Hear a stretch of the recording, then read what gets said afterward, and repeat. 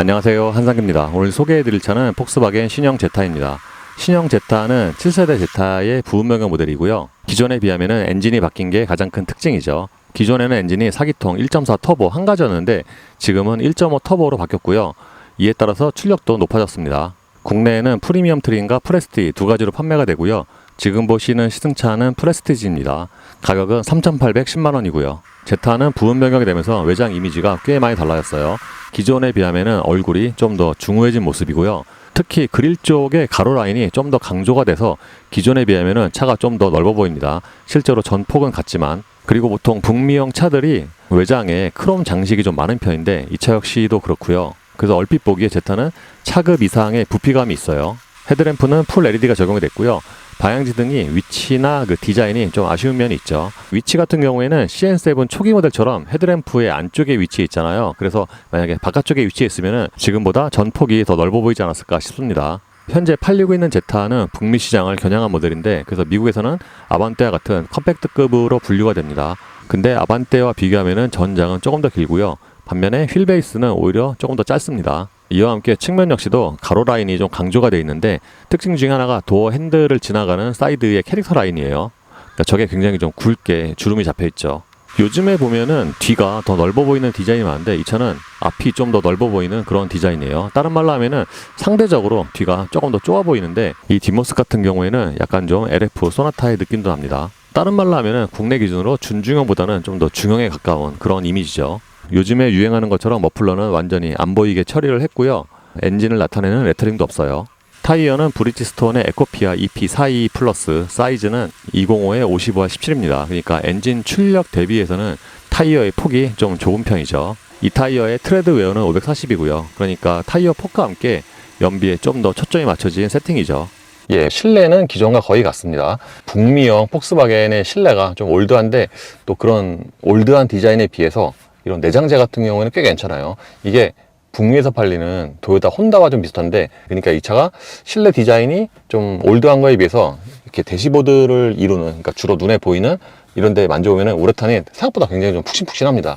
계기판 앞쪽도 그렇고 이쪽도 그렇고. 그래서 눈에 보이는 부분 같은 경우에는 내장재가 생각보다 꽤 푹신한 편이고요. 반면에 모니터 아래쪽 같은 경우에는 이제 플라스틱이나 우레탄이 상대적으로 조금 더 단단하긴 하죠. 그리고 실내의 특징 중에 하나가 동반 녀석 쪽의 이 디자인인데, 그러니까 보통 차들에 비해서 이 부분이 좀 앞으로 튀어나와 있어서, 그러니까 이것 때문에 옆에 타면은 그러니까 실내가 생각보다는 약간 좀 좁아 보이는 그런 느낌이 들 수도 있어요. 모니터는 8인치 메리평이 적용이 됐습니다. 요즘에 8인치 모니터를 쓰는 차들이 이제 거의 없잖아요. 그렇다 보니까 상대적으로 이 모니터가 좀 작아 보이죠. 다만 모니터의 위치가 메리평 치고는 조금 높은 편이고요. 또 운전자 쪽으로 많이 틀어져 있어요. 그래서 눈에는 좀 잘 들어옵니다. 지금 보시는 게 아마 홈 화면 같아요. 양쪽에 버튼 중에 홈 화면이 따로 없는데, 그래서 아마 이게 지금 홈 화면이 아닌가. 참고로 이 차도 안드로이드 오토를 무선으로 연결을 할 수가 있고요. 오디오 같은 경우에는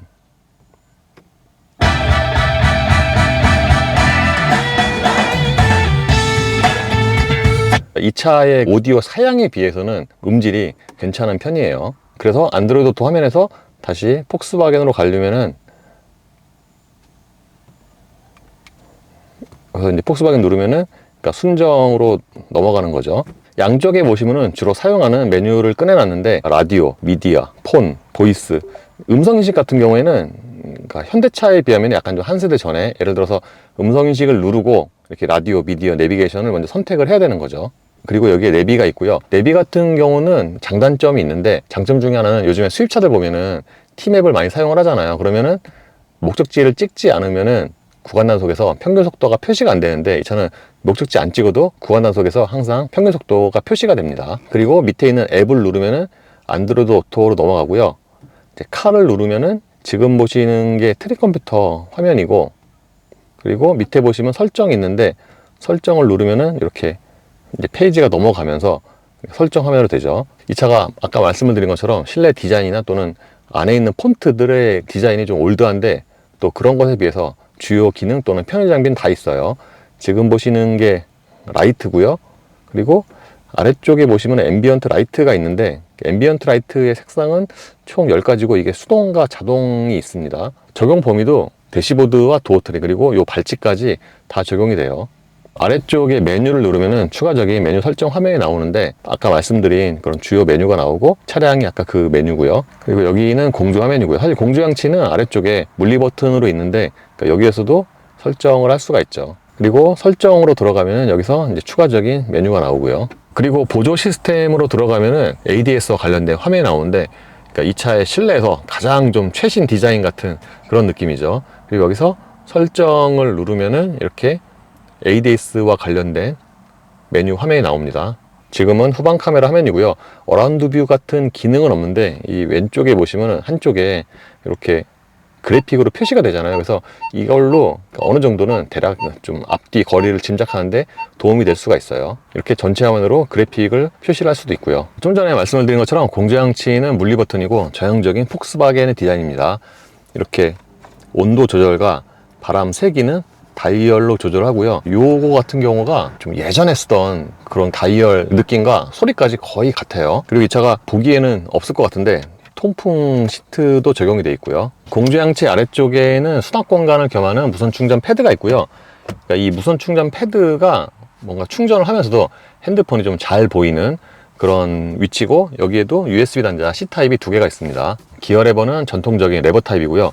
그러니까 요즘에 사실 기어 레버 타입이라고 해도 이거보다 좀 되게 작은 경우가 많은데, 실제로 최근에 폭스바겐도 그렇죠. 근데 이 차는 진짜 예전에 전형적인 좀 크고 넓은 그런 레버 타입이고, 양쪽에는 자주 사용하는 예를 들어 드라이브 모드 버튼이 있고, 그런데 이 차가 국내 기준으로 보면 이제 풀옵션이잖아요. 가장 상위 트림인데 그거에 비하면은 그 양쪽에 버튼이 이렇게 좀 많이 4개나 비어 있는 게 아쉬운 점이죠. 그리고 기어 레버 뒤쪽에는 컵홀더가 있는데 많은 차들이 그런 것처럼 컵홀더의 그 앞뒤 그 깊이가 다르고요. 다만 물건을 잡아줄 수 있는 날개가 없어요. 참고로 키도 예전부터 쓰던 방식이고요. 트렁크가 전동은 아닌데 이렇게 키에서 열 수는 있습니다. 센터 콘솔 박스의 용량은 차 사이즈 대비하면 괜찮은 편이에요. 보통의 그 네모 반듯한 디자인은 아니지만 이게 꽤 깊습니다. 그리고 안쪽에도 실내가 다른 데가 다 어두운 색상인데 이 안쪽만 또 밝은 색상이네요. 여기 안쪽에 USB 단자 C타입이 하나 더 있고요. 북미에서 팔리는 폭스바겐이 실내 공간이 평균적으로 괜찮은 편인데 이 차도 그렇고, 예를 들어서 글로우박스도 차 사이즈 대비하면은 용량이 큰 편이죠. 요즘에 나오는 신차들을 보면은 오버헤드 콘솔에 선글라스 수납함이 없는 경우가 많은데 이 차는 있습니다. 이 바닥에는 우레탄을 깔아놨고요. 운전대는 차 사이즈를 감안을 해도 조금 작게 느껴지고요. 하단이 살짝 깎인 것 같은 디커 스타일입니다. 그리고 스포크에는 버튼들이 좀 오밀조밀하게 모여 있는데 이것도 전형적인 폭스바겐 스타일이죠. 계기판은 10.25인치 풀 디지털이고요. 모니터의 디지털 콕핏에서 자동과 클래식, 지금이 클래식이고 보기 1, 2, 3를 선택을 할 수가 있어요. 그리고 가운데 부분에서는 트릭 컴퓨터를 비롯한, 그러니까 보통 미국 시장용 차들이 계기판에서 보여지는 정보가 많은데 이 차 역시도 그렇습니다. 그리고 드라이브 모드에 따라서 계기판 디자인도 변경이 되고요. 시트의 쿠션은 하체처럼 약간 좀 탄탄한 감각이고요. 차 사이즈가 그렇게 큰 편은 아니지만 시트의 전체적인 크기는 괜찮은 편입니다. 반면에 이와 비슷한 사이즈의 세단과 비교하면 시트 포지션 자체가 조금 더 높게 느껴지고요. 조금 전에 말씀을 드린 것처럼 북미형 폭스바겐은 실내 공간 또는 수납 공간이 괜찮은 편인데 이 차 역시도 도어 포켓 보면은 굉장히 넉넉합니다. 도어 트림에 주유구와 트렁크 열림 버튼이 있고요. 유리는 4개 모두 다 원터치가 적용이 됐습니다. 차 사이즈 대비하면은 2열의 거주성도 괜찮은 편입니다. 이 차가 휠 베이스가 아반떼보다는 조금 작은데 레그룸 자체는 거의 비슷한 것 같아요. 타고 내릴 때 좀 머리를 많이 숙여야 되는 거 있지만 막상 차에 타면은 헤드룸의 여유는 대략 한 주먹이 하나가 꽉 끼게 들어가고요. 보통 2열 시트가 좌판이 짧은 경우가 많은데 이 차는 좌판이 아주 그렇게 짧진 않습니다. 그리고 2열 시트가 약간 좀 몸을 감싸주는 그런 착좌감이에요. 이 차가 시트 포지션이 약간 좀 높다고 말씀을 드렸는데, 그래서 1열 시트를 가장 낮춰도 이 아래쪽에 이 정도의 여유가 있어요.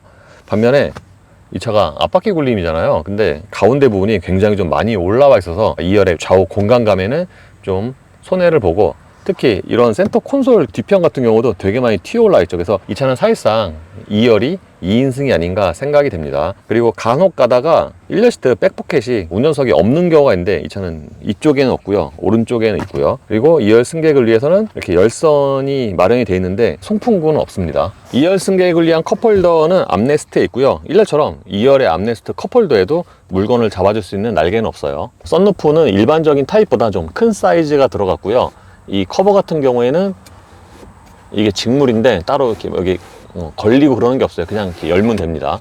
트렁크는 수동인데 여는 거는 여기 밑에 버튼이라든가 이 키로 이렇게 원터치로 열 수는 있어요. 닫는 거는 수동이고요. 제타는 트렁크 용량에도 강점이 있습니다. 기본 트렁크 용량이 510리터고요. 2열 시트를 접으면 986리터까지 늘어나요. 그래서 동급에서는 이 트렁크 용량이 가장 큰 수준이 아닌가 생각이 됩니다. 그리고 2열 시트는 여기 이렇게 릴리즈 버튼이 있어요.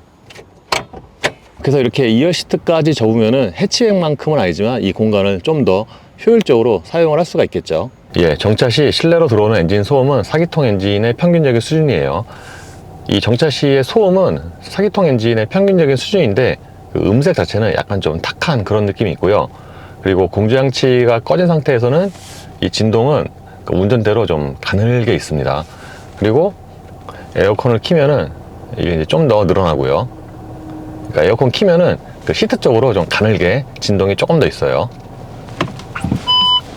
이 차의 파워트레인은 4기통 1.5L 가솔린 터보 엔진과 8단 자동 변속기로 조합이 됩니다. 기존의 제타는 엔진이 1.4였는데 부분 변경이 되면서 1.5L로 업그레이드가 됐습니다. 최고 출력은 160마력이고요.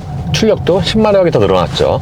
제타는 엔진이 1.5로 바뀌면서 가속력이 좋아졌는데 그거 외에도 하체도 좀 달라진 것 같아요. 이게 시간이 가면 갈수록 역시 제타도 주행 질감이 점점 좋아지고 있는데 예전에 처음 국내에 출시됐을 때와 지금의 제타를 보면은 이런 주행 질감이 굉장히 좀 비약적으로 좋아졌고, 특히 3년 전에 시승했던 7세대 제타를 처음 탔을 때 그때보다도 이 차가 주행 질감이 조금 더 좋아요. 정확히는 하체 세팅이 좀 더 좋아지지 않았나 생각이 됩니다. 제타 같은 경우에는 독일산과는 달리 하체 느낌이 좀 안 좋은 쪽으로 가볍다 라고 말씀을 드렸는데 부분 변경이 되면서 좀 더 묵직해졌다고 해야 되나? 그럼에도 불구하고 하체가 여전히 좀 통통 튀는 감각이긴 한데 기존에 비하면은 좀 더 이렇게 묵직해졌어요. 그래서 이런 면에서는 승차감 뿐만 아니라 주행 질감에서 개선이 있었다고 봐야 되겠죠. 주행에서의 특징 중에 하나가 시야가 좋은 건데, 그러니까 시트 포지션이 높다 보니까 앞쪽에 시야가 굉장히 좀 잘 보입니다.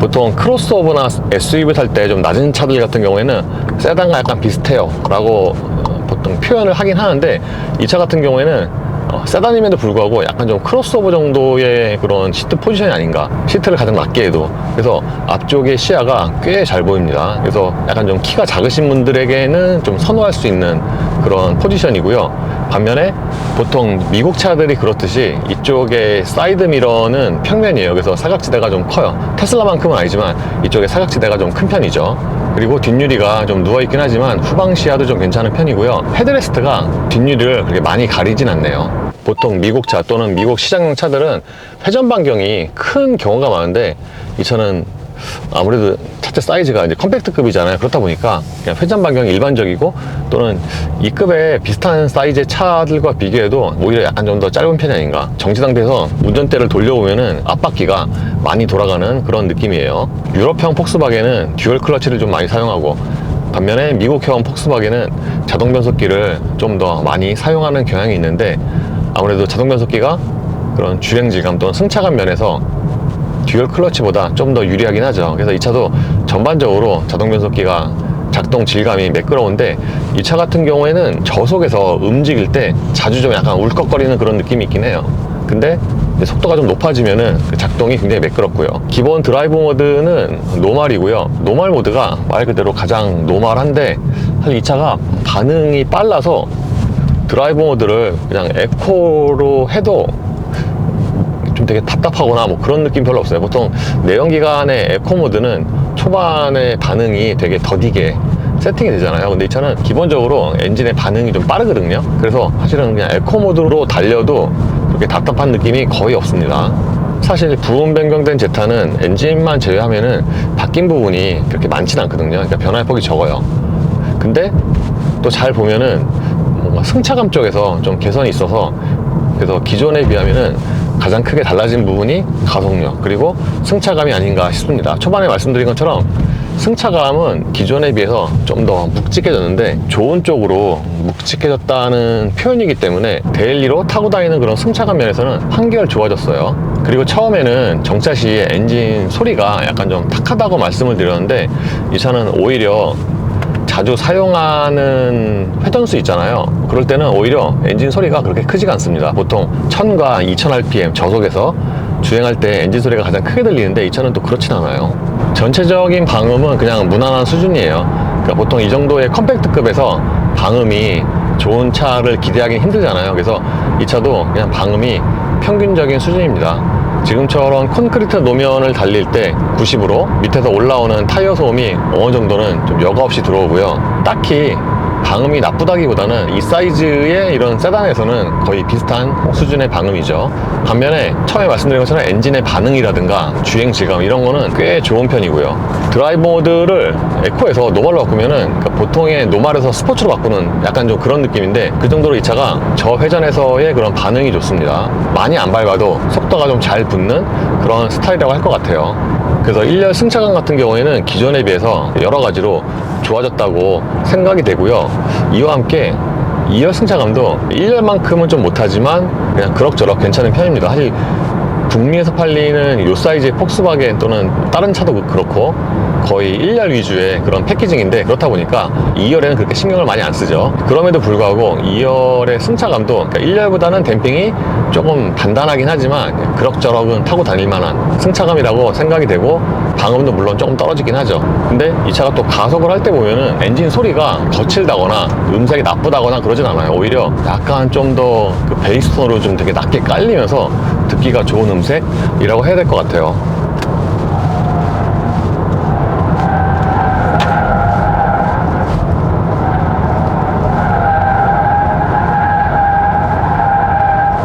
이 차는 타이어의 사양을 보시면 아시겠지만 타이어도 연비 위주고, 심지어 타이어 폭도 20으로 얇죠. 출력 대비해서. 그래서 운동 성능보다는 연비에 좀 더 초점이 맞춰 있는 세팅인데, 그럼에도 불구하고 이렇게 회전할 때 막 되게 스포티하거나 그렇진 않은데 은근 좀 재밌다고 해야 되나? 그러니까 약간 좀 출렁대면서도 라인을 좀 잘 잡는 그런 세팅이에요. 그리고 주행에서 장점 중에 하나가 스티어링 감각인데, 이 스티어링이 적당히 무게가 있으면서도 이렇게 돌렸을 때 그런 조향 감각이 꽤 정확합니다. 그러니까 이것도 장점이라고 할 수가 있죠.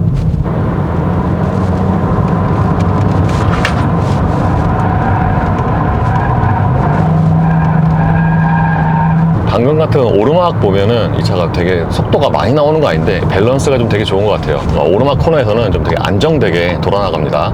주행에서 가장 큰 장점이 승차감과 기존에 비해서 가속력이라고 말씀을 드렸는데, 사실 기존에도 이 차가 연비도 좋고 가속력도 좋고 라고 제가 시승에서 말씀을 드렸거든요. 근데 엔진이 1.5로 바뀌면서 그런 부분이 좀 더 부각이 됐어요. 제 동영상 기준으로 보면은 정지에서 200km까지의 가속 시간이 약 한 32초인데, 그러니까 160마력의 1.5L 엔진인 걸 생각을 하면은 가속력이 꽤 좋습니다. 정지에서 200까지 32초면은요, 아반떼 N9 그 204마력이잖아요. 그거와 거의 비슷한 가속력이고, 출력이 더 높은 어코드 1.5와도 거의 비슷한 가속력이어서 가속력에는 좀 굉장히 좋은 점수를 줄 수가 있고요. 특히 이 차가 운전을 해보면은 가속 페달을 많이 안 밟아도 속도가 좀 잘 붙기도 하지만, 풀 가속을 했을 때 속도가 쭉 올라가잖아요. 이제 고속으로 올라가면 속도가 처지는데, 이 차는 그 속도가 처지는 게 좀 되게 뒤에가 있어요. 그래서 생각보다 160마력 치고는 차가 좀 되게 잘 나간다. 기존에 1.4도 150마력 치고는 차가 되게 잘 나가네 라고 생각을 했는데, 이제 1.5로 바뀌면서 그런 부분이 좀 더 부각이 돼요. 심지어 이 차는 또 연비도 좋아요. 이것도 역시 기존의 1.4와 마찬가지인데, 기존에 1.4도 정속 주행할 때 연비가 꽤 좋았거든요. 이 차도 정속 주행할 때 보면은 지금처럼 90으로 정속 주행하면은 보통 리터당 순간 연비가 25 정도를 찍습니다. 25에서 30 내외. 30을 뭐 순간적으로 넘을 때도 있고, 심지어는 110으로 정속 주행을 해도 거의 리터당 20 정도가 나오기 때문에 가속력과 함께 이런 연비에도 굉장히 좋은 점수를 줄 수가 있어요. 그래서 주행에서는 기존처럼 가속력과 연비가 가장 강점이고, 기존 대비해서는 승차감이 좋아진 게 주행에서는 가장 좀 눈에 띄는 부분이 아닌가 생각이 돼요. 드라이브 모드를 노멀에서 스포츠로 바꾸면은 보통 다른 차들이 그런 것처럼 초반에 반응이 빨라지는데, 오히려 이 차가 기본 노멀 모드에서도 반응이 좀 빠른 편이기 때문에 스포츠 모드로 바꿔도 뭐 아주 그렇게, 그러니까 예전에 폭스바겐은 스포츠 모드가 그냥 2.0 디젤도 되게 두드러지게 스포티했는데, 지금은 이제 그 정도는 아닌 것 같아요. 어쨌든 스포츠 모드로 바꾸면은 이 가속 페달의 초기 반응이 좀 더 빨라지고, 이 차가 딱히 가상 사운드가 있는 것 같진 않지만 스포츠 모드의 특성상 좀 더 회전수를 높게 쓰지 않아. 그렇다 보니까 엔진 소리가 좀 다르게 느끼는 것 같아요. 아까 말씀을 드린 것처럼 고속에서 또는 고회전으로 올라가면은 생각보다 또 회전 질감이 되게 괜찮아서 고회전을 좀 이렇게 많이 써도 그렇게 부담이 안 되는 약간 그런 회전 질감이라고 해야 될 것 같습니다.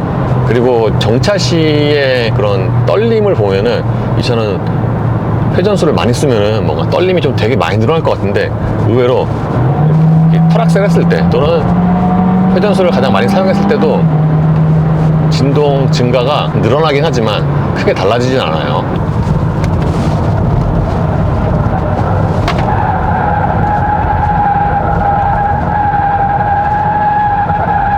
스포츠 모드에서는 의외로 초반 반응이 노멀 모드와 차이가 그렇게 별로 안 난다 라고 말씀을 드렸는데, 회전할 때 전자장비가 제어 또는 개입하는 거는 노멀 모드와 좀 뚜렷한 차이가 있습니다. 확실히 제어가 좀 덜 들어오고요, 심지어 코너를 감아 돌아갈 때 이렇게 안쪽으로 좀 더 감기는 현상이 조금씩 더 나타나요.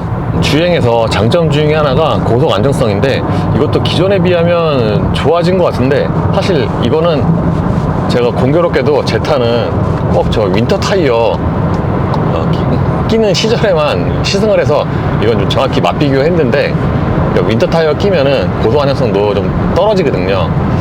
어쨌든 지금 이 차만 놓고 봤을 때 고속에서도 그러니까 안정감이 괜찮기도 하지만 뭔가 승차감도 괜찮아요. 고속에서도 이게 차가 단단하다거나 또는 되게 부드럽다거나 그건 아니고 적당히 탄탄한 감각인데, 이게 고속에서도 쭉 유지가 되는 그런 세팅이에요.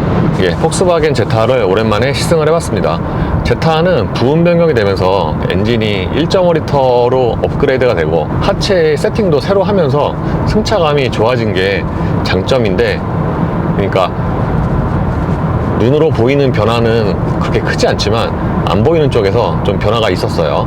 특히 가속력 같은 경우에는 기존에도 배기량이나 출력 대비 좋았는데, 엔진이 1.5가 되면서 기존 1.4 대비 제로 200이 한 4초 정도가 빨라지고요. 그리고 강점이었던 연비는 거의 그대로 유지를 하거나 오히려 좀 더 좋아지고 그랬습니다. 그래서 이런 주행 질감 또는 가속력 연비 면에서는 꽤 강점이 있어요. 특히 연비 같은 경우에는 공인도 좋은데 실제 찍히는 주행 연비도 꽤 괜찮아서 진짜로 맘먹고 연비 운전을 하면은 거의 하이브리드와 비슷한 수준의 연비가 아닌가? 라고 생각이 될 정도로 연비가 좋습니다. 단점으로는 현행 제타가 처음 나왔을 때에 비해서 가격이 좀 올랐고요. 그렇다 보니까 신형 제타가 처음 나왔을 때만 해도 수입차 중에도 굉장히 드물게 3천만 원대 이하였잖아요. 그래서 그런 좀 가격적인 메리트가 있었는데, 시간이 지나면서 가격이 오르고 그렇다 보니까 그런 메리트는 좀 희석이 됐고, 그리고 처음 나왔을 때도 일부 편의 장비가 없는 게 단점이었는데 지금도 그렇습니다. 그러니까 지금 이 차가 실내가 좀 되게 올드하잖아요. 실내가 좀 올드한 거에 비해서 이런 내장재는 또 되게 푹신하고요. 이거는 보통 중형급 이상이나 이렇게 이 정도로 푹신한 우레탄이 들어가는데, 이 차는 이 전체적으로 다 되게 푹신해요. 그래서 보는 거에 비해서 내장재가 좋고, 그리고 또 있을 만한 또 편의 장비 또 대부분 다 있거든요. 통풍도 있고. 다만 오토홀드 같은 국내 소비자들이 굉장히 선호할 만한 그런 편의 장비가 여전히 없는 게 아쉬운 점이고요. 그리고 사이드미러 폴딩도 요즘에 웬만하면은 도어락과 함께 같이 연동이 돼서 접히잖아요. 여전히 그 기능은 없습니다.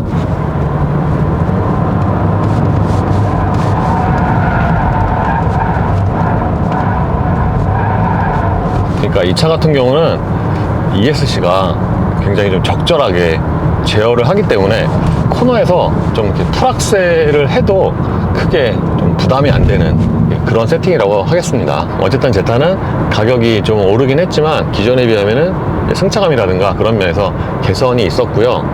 다만 이제 비슷한 이제 가격대로 하면은 이제 국산차에서는 이거보다 좀 더 큰 차를 살 수가 있으니까 이제 그런 면에서 이제 선택을 할 때 좀 걸림돌이 될 수가 있겠죠. 예, 이로써 폭스바겐 신형 제타 1.5의 시승을 마치겠습니다. 감사합니다.